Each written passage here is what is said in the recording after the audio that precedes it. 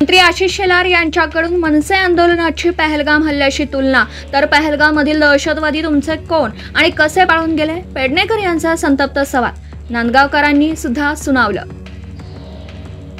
त्रिभाषा सूत्रांबद्दल बोलताना शिवसेना आमदार संजय गायकवाड यांची पुन्हा एकदा जीभ घसरली। संभाजीराजेंबाबत काढले अवमानकारक उद्गार। आपण भोजपुरी बोलतो, हल्ला करून दाखवा। भाजपचे माजी खासदार आणि अभिनेते दिनेश लाल यादव उर्फ निर्वा यांचं आवाहन। भाषेच्या मुद्द्यावर कोणालाही जबरदस्ती करू नये असाही सल्ला। एकनाथ शिंदेंनी आज नाश्त्यामध्ये फाफडा आणि ढोकळा खाल्ला। जय गुजरातच्या विधानावरून राऊतांकडून खोचक टीका। शिंदेंनी कांदे पोहे आणि बटाटे वडे खाणं सोडल्याचाही टोला। ठाकरे यांच्या शिवसेनेमध्ये उरलेले आमदार आणि खासदार आपल्या संपर्कात। गिरीश महाजन यांचा मोठा दावा, विश्वास नसेल तर थोड्याच दिवसांमध्ये चित्र दिसेल असंही विधान।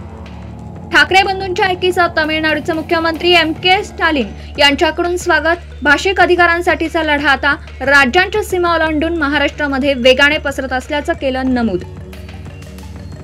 नाशिक जिल्ह्यामध्ये पावसाचा जोर कायम। गंगापूर धरणामधून 4656 क्युसेक पाण्याचा विसर्ग, तर भऱ्यांमधल्या खोसे खुर्द धरणाचे 12 गेट उघडले। धुळ्यातही जामखेली प्रकल्प भरला।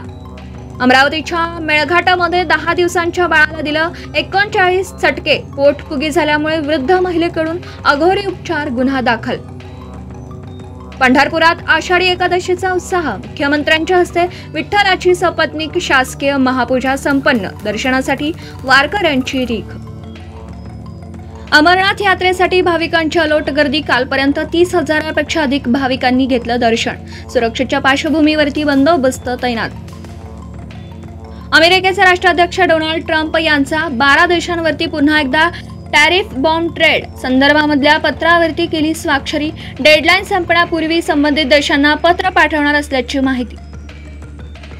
आणि पंढरपूरमध्ये चंद्रभागेच्या तीरी वारकऱ्यांची मोठी गर्दी। चंद्रभागेच्या तीरावरती लोटला भक्तीचा जनसागर। स्नानासाठी वारकऱ्यांची रीघ।